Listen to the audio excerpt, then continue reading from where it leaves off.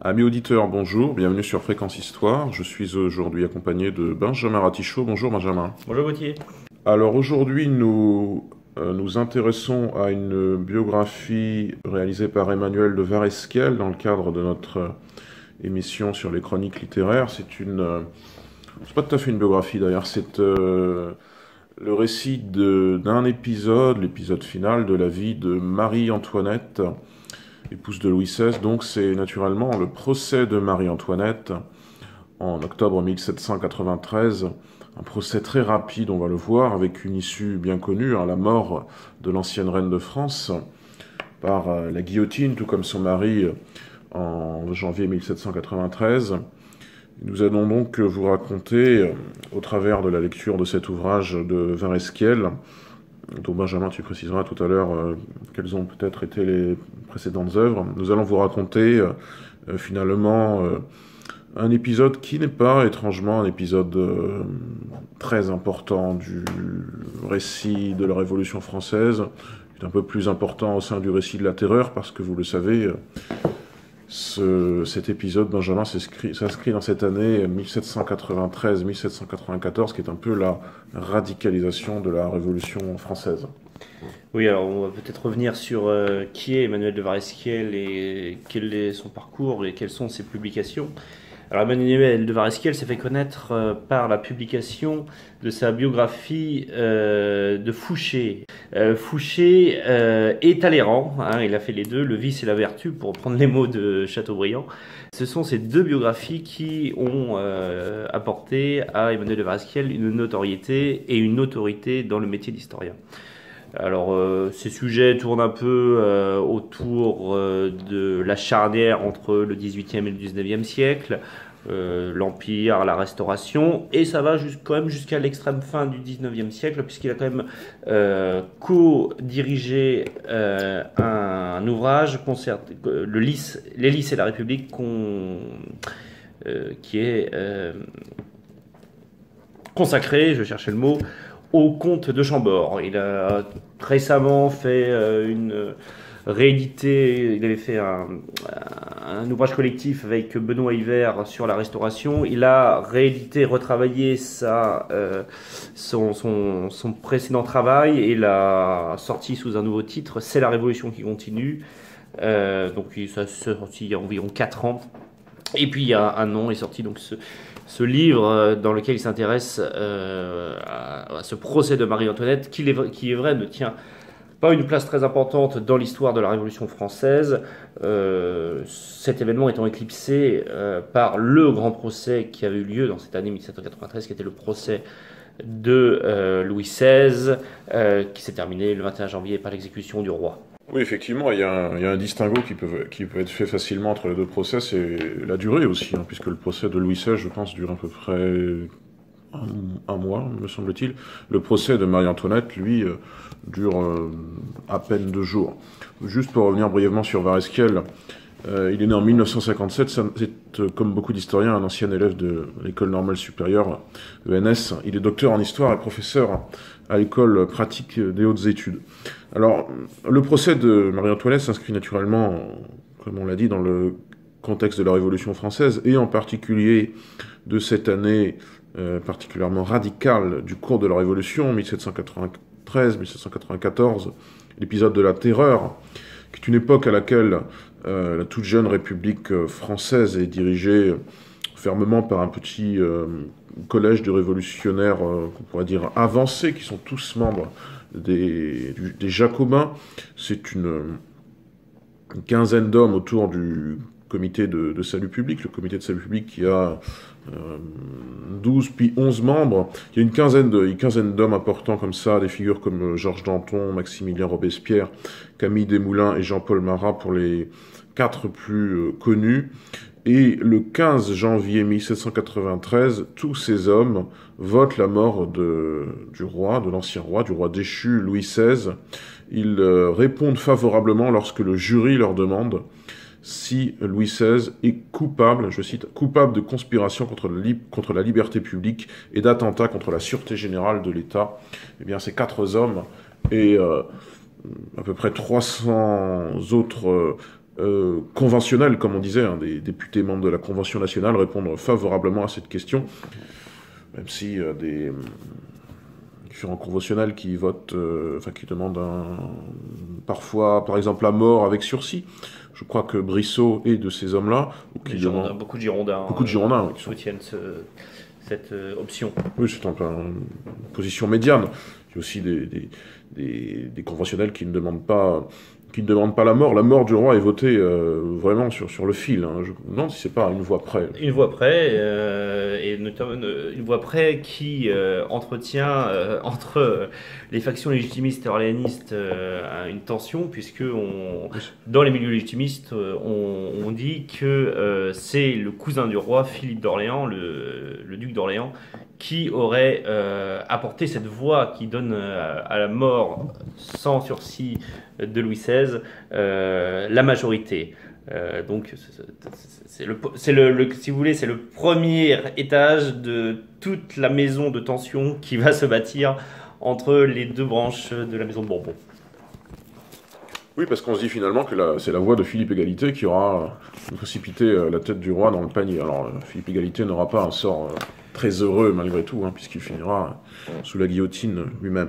Mais pour revenir à cette fin de procès, le 15 janvier, à peu près 300 parlementaires votent finalement la mort du roi, qui est guillotiné le 21 à Paris, et se pose alors, comme il renvoie le titre de cet ouvrage, la question de juger la reine, c'est-à-dire le procès de Marie-Antoinette. Alors je me suis intéressé au-delà du livre, quelques instants à ce que pouvaient en dire d'autres historiens.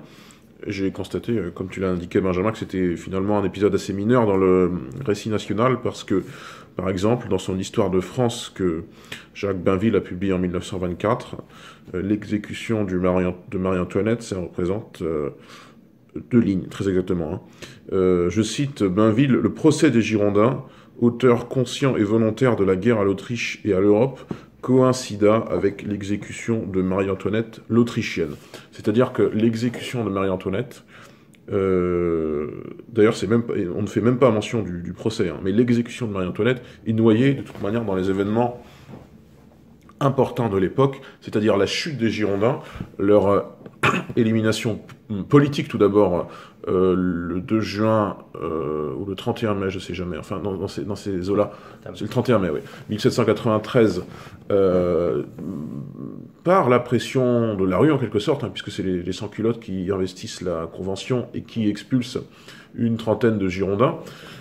S'ensuivent l'exil piteux des Girondins, le suicide de certains et surtout le procès et leur exécution en ce même mois d'octobre 1793 qui verra le procès et l'exécution de Marie-Antoinette. Alors forcément, la fin physique des Girondins a commencé par leur meneur Brissot, on disait plutôt d'ailleurs les Brissotins à l'époque, hein.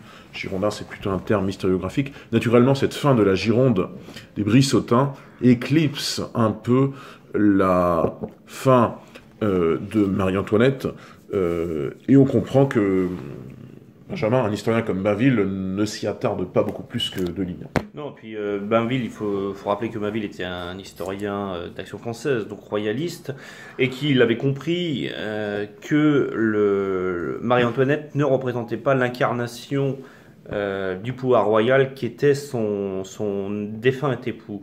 Et que Marie-Antoinette, donc, d'ailleurs, c'est le terme que Jean-Nicolas Billaud-Varenne utilise, le terme conventionnel. Le conventionnel, quand il propose le 3 octobre 1793 de juger Marie-Antoinette, il qualifie Marie-Antoinette de veuve capet. Donc alors c'est la première question, la question d'introduction qu'il faudrait se poser quand on traite le sujet du procès de Marie-Antoinette, c'est qui juge-t-on véritablement? Et là, quand on a une proposition qui nous dit qu'on juge la veuve capet, ça éclipse un peu l'importance, si vous voulez, ça noircit un peu l'importance du procès, et ce qui explique également sa brièveté. Alors on additionne au fait que ce soit une veuve, que ce soit une femme, une étrangère, tout cela peut aussi expliquer la brièveté de ce procès, puisque je viens de le dire, la proposition du procès a lieu le 3 octobre 1793, Marie-Antoinette est guillotinée le 16 octobre, c'est-à-dire 13 jours plus tard, donc on a un procès qui ne dépasse pas les 15 jours. Le caractère un peu obscur de ce procès doit être un peu remise en perspective, puisque Marie-Antoinette n'est pas n'importe quelle femme non plus. Alors bon, dans cette fin du XVIIIe siècle, son caractère féminin n'est pas pour lui donner de l'importance, mais c'est son caractère plutôt étranger qui doit être mis en évidence, puisque durant le règne de son époux de 1774 si on considère la chute de la monarchie en septembre 1792, Marie-Antoinette a aggloméré toute une série de critiques autour d'elle, alors sur son train de vie, sur les dépenses qu'elle a occasionnées et qui ont pour grande partie eu des conséquences néfastes sur le budget de l'État. Elle a aggloméré également des critiques quant à son origine, sa double origine, sa maison, c'est-à-dire les Habsbourg, qui pour longtemps, jusqu'à la moitié du XVIIIe siècle, étaient des ennemis de la France, et son caractère également étrangère, autrichienne.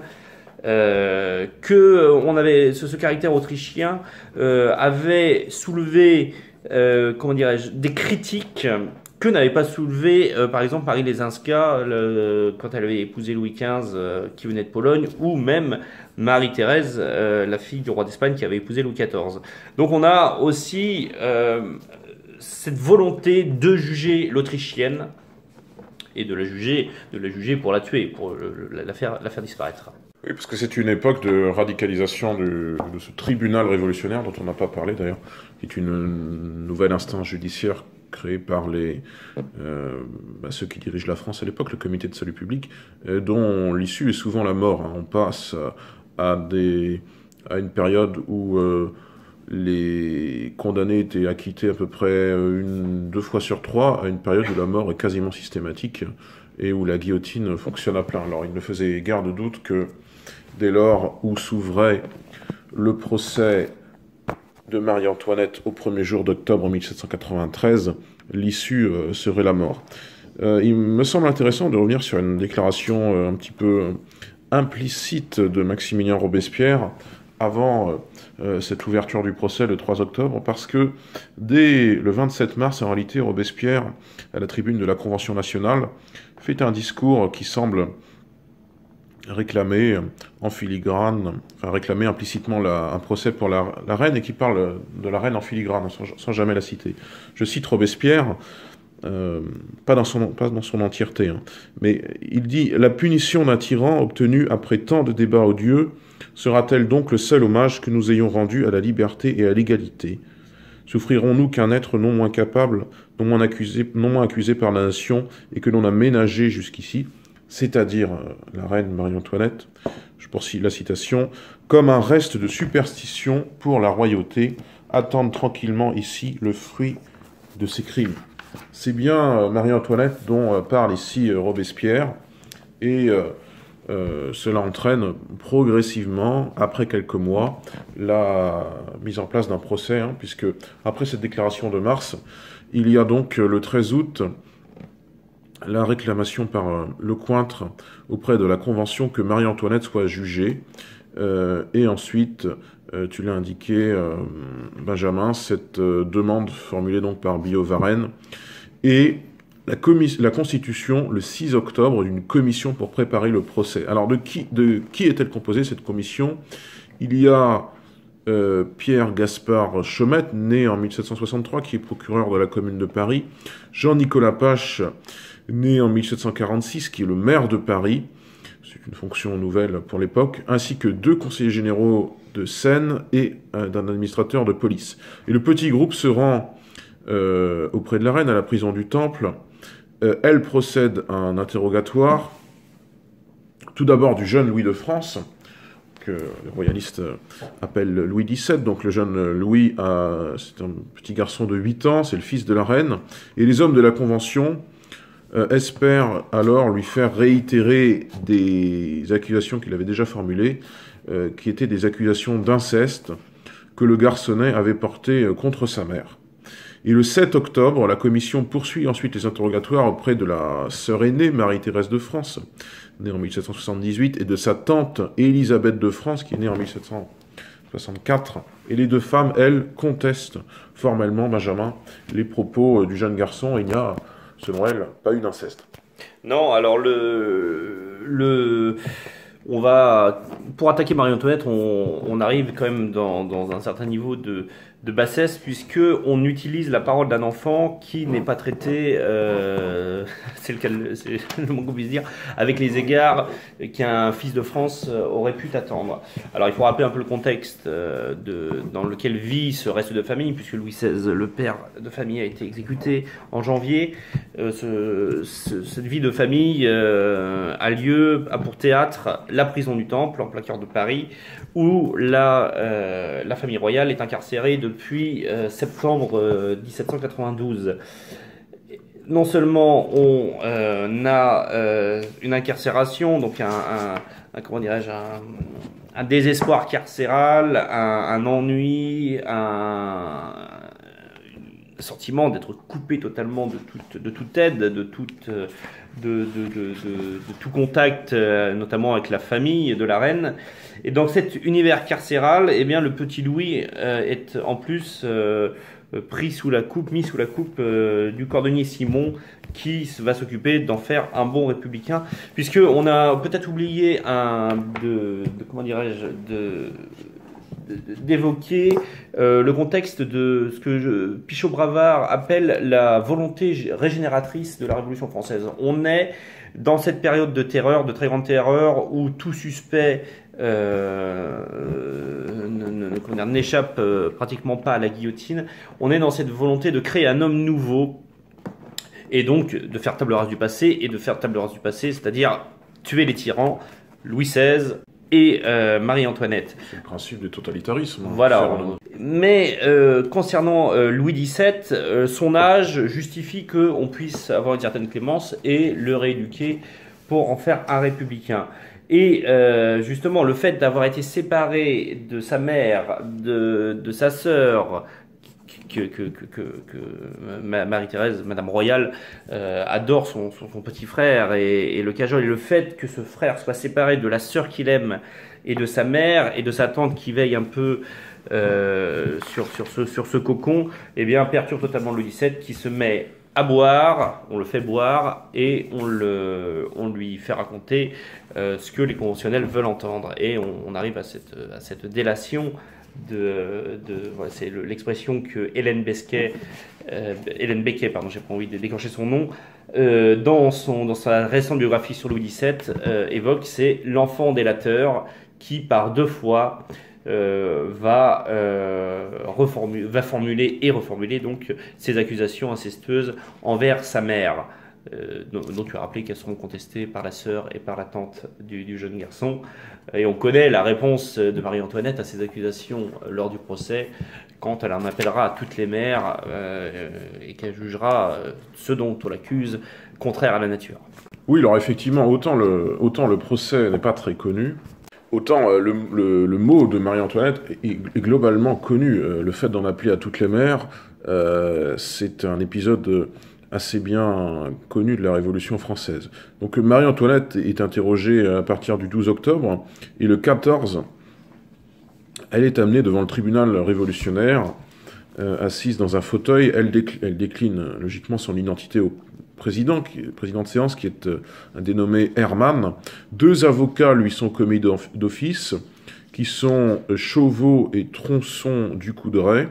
L'acte d'accusation contre l'ancienne reine lui est lu. Alors, il relève des faits connus, que sont notamment sa présence au banquet des gardes du corps dans l'orangerie de Versailles, des pourparlers qu'elle aurait eus avec des femmes de l'aristocratie et des cours étrangères, notamment. On lui reproche également son attitude durant la prise des Tuileries.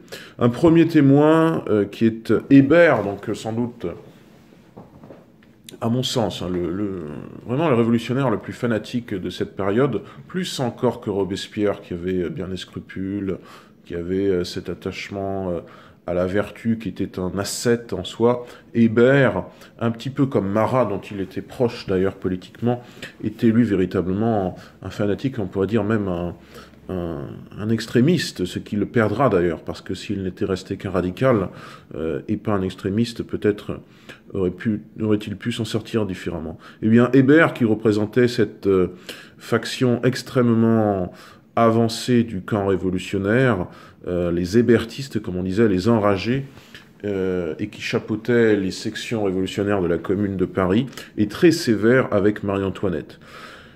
Ce que nous explique bien c'est une source, oui, c'est un récit républicain, on peut dire, le récit d'Alphonse Esquiros en 1875 dans son Histoire des Montagnards. Esquiros, on vous en parlera le 10 septembre prochain très brièvement dans notre émission sur les élections législatives de 1871 en France, parce que Esquiros, c'était une figure de la Deuxième République, et puis il a été brièvement un préfet des Bouches-du-Rhône en 1870. Il a tenté de faire l'équivalent d'une commune avant l'heure, avec sa Ligue du Midi, pour essayer de poursuivre la guerre. Eh bien, Esquiros, tout républicain qu'il est, et donc peu suspect de royalisme, évoque ainsi le témoignage d'Hébert comme étant d'une grande dureté, pire que la condamnation à venir. Voici ce qu'en dit Esquiros. « Plus cruelle 1000 fois que la peine de mort fut la calomnie portée par cet homme, nous parlons d'Hébert, contre Marie-Antoinette. Le dauphin, âgé de 8 ans, donc le jeune Louis XVII, dépérissant de jour en jour. Simon, son gardien, un cordonnier, l'aurait surpris se livrant à un acte honteux, et l'enfant aurait avoué qu'il devait cette funeste habitude à sa mère et à sa tante. » Alors, il y a des témoignages divergents. Soit qu'on l'accuse de s'être masturbé, soit qu'on l'accuse d'avoir couché avec les deux femmes, ce que les femmes nient fortement, bien sûr. Je poursuis la citation. « Cette déclaration aurait été renouvelée par lui en présence du maire de Paris et du procureur de la commune.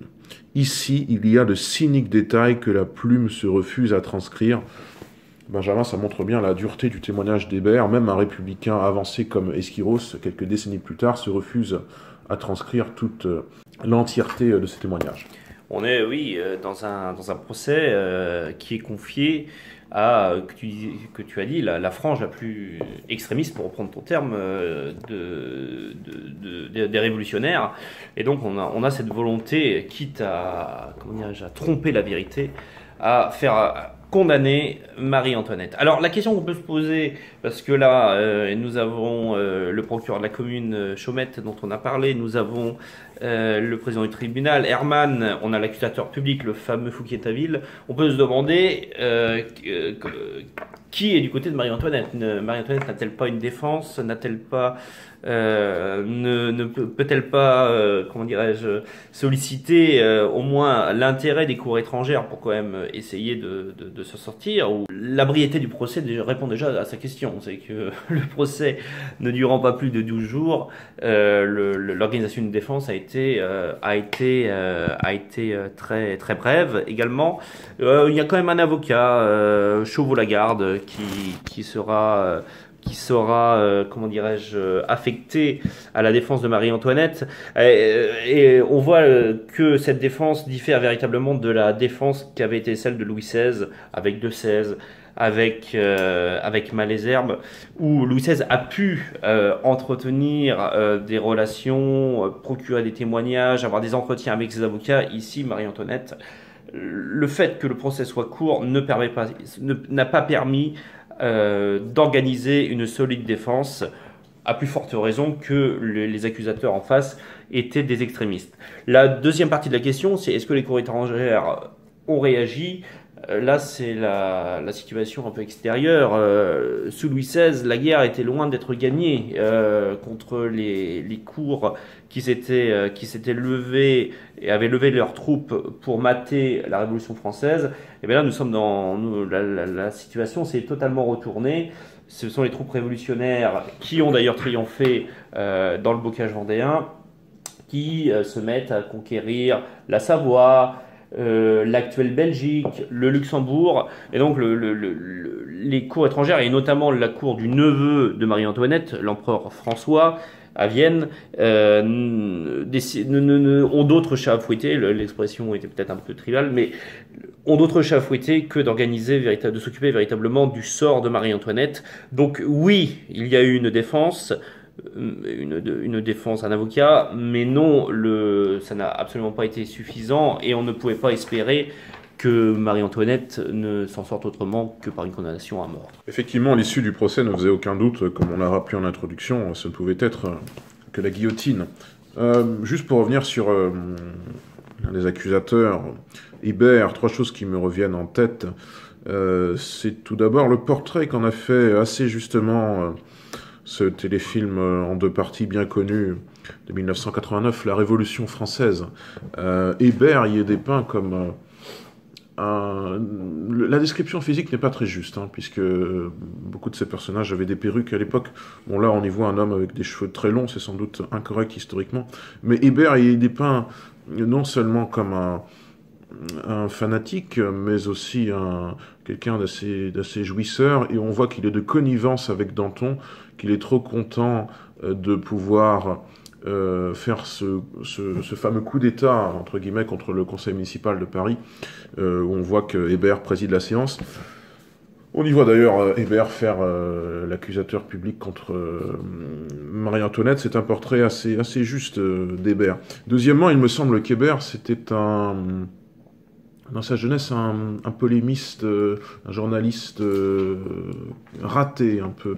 Je me demande s'il n'avait pas d'ailleurs aussi travaillé comme hôtelier ou quelque chose comme ça, et qu'il avait été mal payé ou renvoyé, je ne sais pas, mais c'était quelqu'un d'à la fois de petites conditions, aigri, ambitieux, et qui avait trouvé, comme un certain nombre de figures de la Révolution française, dans le contexte de la Révolution et les opportunités politiques qu'elle offrait, le moyen de s'élever socialement.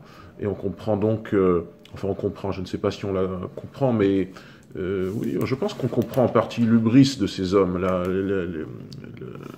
les excès de confiance en eux, les excès de domination, de soif, de pouvoir d'une partie de ces hommes. Parce que l'époque étant un grand chaos politique et social, elle ne pouvait conduire qu'à des excès de ce type.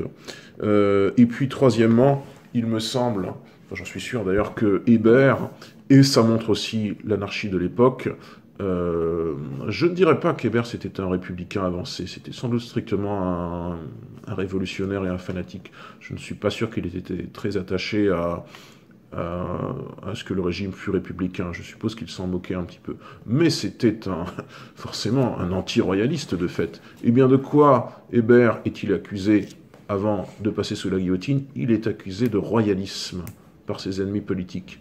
Ça montre que tout était bon à l'époque, dans un camp comme dans un autre, même si les Girondins l'ont un petit peu moins fait, mais tout était bon au sein des Jacobins qui se menaient des luttes intestines pour faire tomber ceux qui étaient en face. Et Hébert, comme cela, a été accusé de royalisme. Alors pour revenir sur notre sujet, Marie-Antoinette et son procès, tu as cité, Benjamin, cette réponse très connue de l'ancienne reine, qui en appelle à toutes les mères. En amont, elle déclare « La nature se révolte devant une telle supposition ». Robespierre lui-même semble alors s'indigner de la déclaration qui a été faite par Hébert. Et quant aux autres témoins, il se voit opposer des dénégations par la reine, de même que le président Hermann. On reproche alors à Marie-Antoinette, y compris des faits assez insignifiants. J'ai noté par exemple qu'on lui reprochait un portrait d'elle qui avait été réalisé par un peintre polonais du nom de Goestier durant son séjour au Temple. Et on avait cru que dans ce procès, dans ce contact avec ce peintre, en fait, c'était une manière d'obtenir des nouvelles de ce qu'était à Coblence, des artisans de la contre-révolution. C'est peut-être vrai, enfin ça reste assez insignifiant comme reproche. Eh bien, ça a fait partie de l'acte d'accusation. Ce qui fait que tout était pipé, joué d'avance. Et le 15 octobre, le jugement est prononcé, c'est la mort par guillotine. Marie-Antoinette ne semble manifester aucune émotion. On la conduit au cabinet des condamnés à mort de la conciergerie. Et les sections de la Commune de Paris sont appelées, elles se tiennent prêtes. Marie-Antoinette sort de la conciergerie le 16 octobre à 11 h, en déshabillé de piquet blanc, indique Esquiros, conduite comme il est d'usage dans une charrette, avec un prêtre qui l'accompagne. Alors symboliquement, c'est un prêtre constitutionnel, c'est-à-dire un prêtre jureur, ce qui peut prêter à sourire. Et donc, Benjamin, le coup près tombe à 12h15. Alors, quelles sont les conséquences politiques de cette mort de la reine, qui est, comme tu l'as dit, moins spectaculairement ressentie que la mort du roi? La première action peut-être qui traverse l'esprit des révolutionnaires, c'est que la mission est accomplie, c'est-à-dire que le couple royal dans son intégralité a disparu. Alors, je reprends ce que j'ai dit, la figure majeure, c'était tuer l'incarnation du pouvoir royal qui avait été consacré par le sacre. C'était Louis XVI, bien que Marie-Antoinette Marie-Antoinette n'avait pas été sacrée. Seul Louis XVI avait été sacré. Donc c'était Louis XVI, mais Marie-Antoinette est également exécutée, et donc la satisfaction d'avoir terminé le travail. Ça va désunir encore un peu plus cette famille sur laquelle le ciel tombe, puisque la figure maternelle va disparaître. Et on a parlé de Madame Royale. Madame Royale et sa tante Madame Elisabeth vont devenir les chefs de ce foyer réduit dans lequel Louis XVII va être extirpé. Et on connaît la fin tragique de Louis XVII, meurt pratiquement à l'abandon de tuberculose en juin 1795. Donc ça, c'est la première conséquence. C'est une conséquence assez atroce pour le reste de la famille. On sait que Madame Elisabeth sera guillotinée également après un procès très rapide. En 1794. Et que Madame Royale sera échangée avec l'Autriche contre des prisonniers révolutionnaires et grandira à la cour d'Autriche avant de suivre Louis XVIII, devenu l'héritier du trône après la mort de Louis XVII en Russie, et de se marier avec le duc d'Angoulême, le futur Louis XIX. Les conséquences politiques de cette exécution et de ce procès, c'est une radicalisation encore un peu plus, s'il était possible, encore un peu plus aiguë des révolutionnaires. Alors on a parlé d'Hébert. Le fait que Robespierre ait été un peu écœuré des accusations annonce déjà un peu la suite des événements. La chute de la faction hébertiste, l'extinction des sans-culottes et le règne sans partage des amis de Robespierre. Donc le contexte politique, pour résumer, c'est véritablement la prise de pouvoir de la montagne et la chute de toutes les oppositions politiques. Alors l'opposition royaliste est muselée depuis plusieurs mois, mais la faction dantoniste, girondine et hébertiste disparaît également. C'est ça, donc successivement, les Girondins en juin 1793, même s'ils sont jugés en octobre, condamnés en octobre, puis je pense les hébertistes, puis les dantonistes en mars-avril 1794. Il y a donc, comme tu l'as signalé, Benjamin, plus que la domination sans doute de la montagne, la domination d'une partie de la montagne qui a réussi à éliminer toute concurrence, que sont ce qu'on peut appeler les robespierristes, entre avril et juillet 1794. Des hommes comme Robespierre, naturellement, y compris son frère d'ailleurs, des hommes comme Saint-Just, l'archange de la Révolution, un jeune homme de 27 ans à peine. Le jeune âge explique d'ailleurs sans doute le fanatisme en partie de ces hommes. J'ai parlé de Marat. Marat était plus âgé, mais Saint-Just était sans doute pour le coup fanatique parce que jeune. Des hommes également comme Couteau, qui est un esprit plus réfléchi, qui est je crois un homme de science, qui est assez connu, Couteau, parce que c'est une personne handicapée. Alors il avait un petit fauteuil roulant assez amusant avec des manivelles. Bon, il est connu pour ça, mais c'était aussi une figure politique de la Convention, membre du comité de salut public. Et puis il y a eu quand même beaucoup de retournements dans cet univers-là. Il ne faut pas vous figurer des des partis politiques avec des frontières étanches, hein, par exemple. Hein.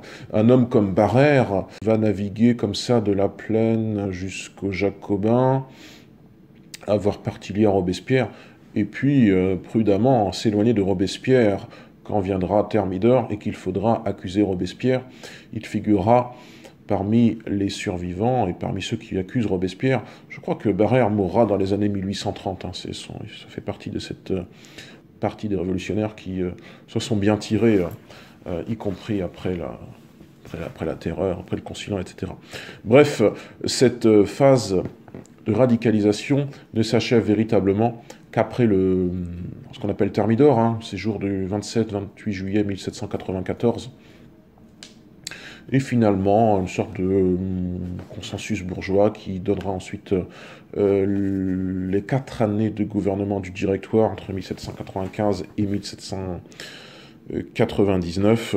Le souvenir de la mort de la reine est assez ténu, hein, parce qu'il y a eu tellement d'événements de politique intérieure, parce qu'on n'a pas évoqué, mais il y a quand même la Vendée militaire, il y a le fait qu'il y ait des révoltes fédéralistes à Lyon, je pense à Caen aussi, la ville de Toulon est livrée aux Britanniques, enfin, il y a vraiment un contexte de politique intérieure et de politique extérieure, naturellement, malgré certaines victoires, naturellement, comme Valmy et plus encore Jemmapes ou Fleurus, il y a eu tellement d'événements politiques que forcément, là-dedans, cet événement, naturellement, apparaît comme assez mineur, d'où le fait que, finalement, dans l'opinion générale, on en sache assez peu.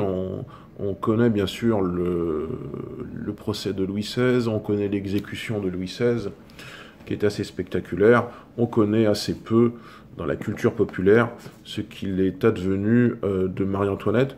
Il faut dire aussi que Marie-Antoinette, on ne l'a peut-être pas assez mentionné, même si tu l'as brièvement indiqué, Benjamin, n'était pas forcément une figure, je pense, très appréciée des Français, puisqu'elle avait ses différents sobriquets, de l'autrichienne, etc. On la jugeait pour ce qu'elle était, c'est-à-dire une souveraine tout de même étrangère, dispendieuse, qui aimait bien la fête, qui aimait bien dépenser l'argent qui n'était pas le sien, qui était l'argent de son mari, et donc l'argent de l'État, et donc les contributions que cette immense masse paysanne des 96% de Français lui donnait. Cette image un peu, c'est pas cette légende noire, mais cette image un petit peu négative de Marie-Antoinette a peut-être contribué, Benjamin, c'est une réflexion que je me fais, je ne sais pas si tu la partages, au fait que la fin de Marie-Antoinette émeut sans doute moins que celle de Louis XVI. Oui, alors toutes ces raisons, le caractère dispendieux de Marie-Antoinette, son caractère étranger, le trait a été vraiment souligné et ressouligné pendant ce procès. Au niveau des dépenses de la Cour, Évelyne Levert avait indiqué que dans le budget de l'État, la part était de l'ordre de 6%. Donc, factuellement, ce n'est pas la Cour et Marie-Antoinette qui ont contribué à la situation économique désastreuse que Necker a trouvée en 1789. Non, cette légende un peu brève des personnages que l'histoire a retenus, alors qu'il faudrait affiner justement affiner et contraster cette image de la reine dépensière qui ne gouverne pas, qui est amie des plaisirs, etc., qui aurait eu une liaison avec ce chevalier suédois qui était Fersen. Mais aujourd'hui, si on replace Marie-Antoinette dans la perspective historique qu'on a, la perception historique que nous avons aujourd'hui, il est vrai que sa mort est moins émouvante ou ne frappe moins que la mort de Louis XVI. Louis XVI est vraiment mort comme bon chrétien, comme un peu comme Charles Ier avait été mort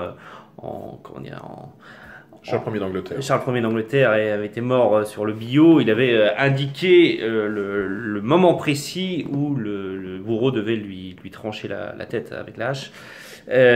Donc il y a cette perception de détachement, d'abandon total chez Louis XVI qui frappe un peu moins chez Marie-Antoinette, puisque Marie-Antoinette, on lui colle encore cette réputation un peu moins chrétienne que Louis XVI, alors que Marie-Antoinette avait été élevée quand même à la cour d'Autriche, qui était la monarchie peut-être la plus respectueuse des préceptes de l'Église. Donc on en tire un bilan contrasté, on en est presque à la lecture de ces livres d'Emmanuel de Varesquiel, un peu gêné de la perception dont on a de Marie-Antoinette aujourd'hui, au vu de ce qu'elle a enduré durant ces 15 jours. Mais la leçon de l'histoire, c'est que ces 15 jours où Marie-Antoinette est véritablement sans défense, enfin pratiquement sans défense, elle sait qu'elle va mourir, elle n'est pas étonnée quand est prononcée sa condamnation en mort, mais alors ces 15 jours de renoncement total ne parviennent pas à laver sa réputation noire qui persiste dans nos livres d'histoire. Oui, il est vrai que, au-delà de ça, la culture populaire ne participe sans doute pas à redorer, à la fois redorer l'image de Marie-Antoinette et à nous aider à envisager que sa mort comme un événement historique important. Je pense à un film assez récent et assez peu historique en réalité, comme le film qui s'appelle Marie-Antoinette, qui est un film de 2011, un film américain avec Kirsten Dunst dans le rôle titre. Ça montre quand même une vision assez anhistorique et assez dédurée de Marie-Antoinette, qui n'aide pas sans doute à avoir un jugement raisonnable à la fois sur la Révolution française et une figure comme Marie-Antoinette. À tout prendre, et pour revenir sur ce téléfilm de 1989, l'actrice américaine dont je n'ai plus le nom, mais qui est une actrice connue, qui joue Marie-Antoinette... Jane Seymour, il me semble. Jane Seymour, oui, c'est ça.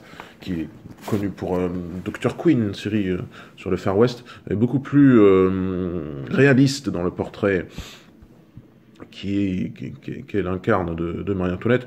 On y voit d'ailleurs cette célèbre tirade que tu as dit, Benjamin, sur le fait que la reine en appelle à toutes les mères après les accusations infamantes qui sont portées par elle, par Marat contre elle, concernant son fils. Voilà, chers amis auditeurs, c'était notre bilan de ce livre d'Emmanuel de Varesquiel, historien bien connu de la période, même s'il a traité des figures plus anciennes comme Richelieu, et puis des événements bien postérieurs comme la Restauration. C'était donc notre chronique littéraire sur Juger la reine, ouvrage de 2016 d'Emmanuel de Varesquiel, qui nous a permis aussi, au-delà de la lecture de livres, de faire un petit aperçu de ces dernières semaines de vie de l'ancienne reine Marie-Antoinette, et puis quelques rappels utiles à la fois sur la Révolution française et sur la Terreur. On l'avait évoqué cet épisode, vous vous en rappelez, je crois que c'était le 5 avril dernier, dans notre émission sur Robespierre. Maximilien Robespierre, une figure que nous avons naturellement évoquée dans cette émission, même si elle n'était pas centrale aujourd'hui. On a un petit peu plus parlé de Marat, qui était un peu... pardon. C'est un lapsus révélateur d'Hébert. Si j'ai dit Marat par erreur, c'est que Marat et Hébert participaient un peu plus... participaient de la même inclination politique. Marat était sans doute un peu plus idéologue qu'Hébert. Hébert était sans doute un peu plus profiteur que Marat. Voilà, chers amis auditeurs, merci pour votre écoute. Merci aussi pour votre fidélité, votre écoute assez nombreuse sur une de nos dernières émissions sur Blanche des Castilles que nous avons animée avec Benjamin, puisque elle cumule à peu près 500 écoutes, c'est pas trop mal.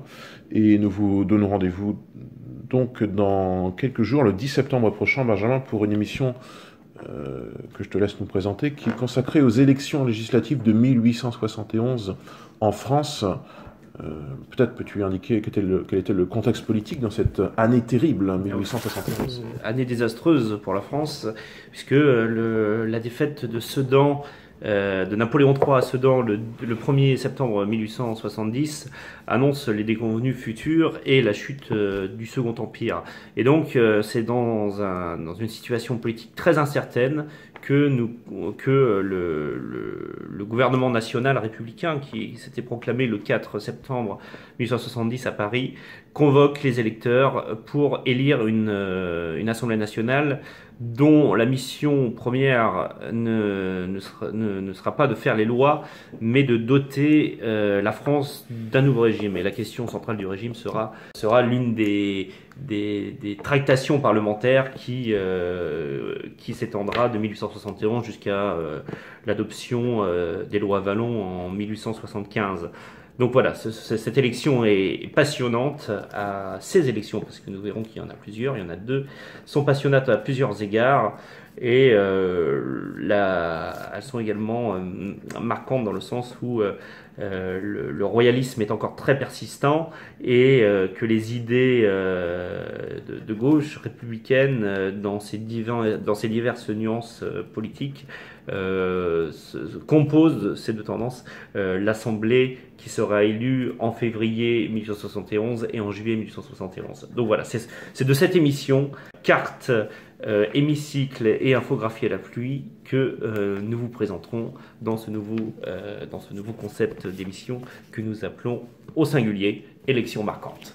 Oui, exactement. Élection marquante, c'est un concept d'émission qu'on vous proposera à partir donc du 10 septembre, avec donc comme première émission cette séquence électorale impressionnante de 1871, qui sont, pour compléter ton commentaire, Benjamin, à mon sens, à la fois les élections les plus anarchiques de l'histoire de France, convoquées en une huitaine de jours à peine, et les élections les plus conservatrices dans leurs résultats, puisqu'on a l'Assemblée la plus à droite, même un exemple très contemporain de nous, les élections législatives de 1993 par exemple, qui impressionnent un peu, sont assez peu de choses à comparer à cette Assemblée de 1871. Ces élections au pluriel, tu l'as dit, Benjamin, puisqu'il y a le scrutin du 8 février 1871, les complémentaires du 2 juillet, et puis dans le département de la Manche, c'était tellement anarchique qu'on les a même déplacés au 9 juillet. Donc vous verrez qu'il y a deux séries d'élections, plus une petite élection en Normandie. Voilà, chers amis auditeurs, merci pour votre écoute et votre fidélité. Nous vous donnons rendez-vous donc le 10 septembre pour les élections législatives françaises de 1871. Merci Benjamin. Merci Gauthier.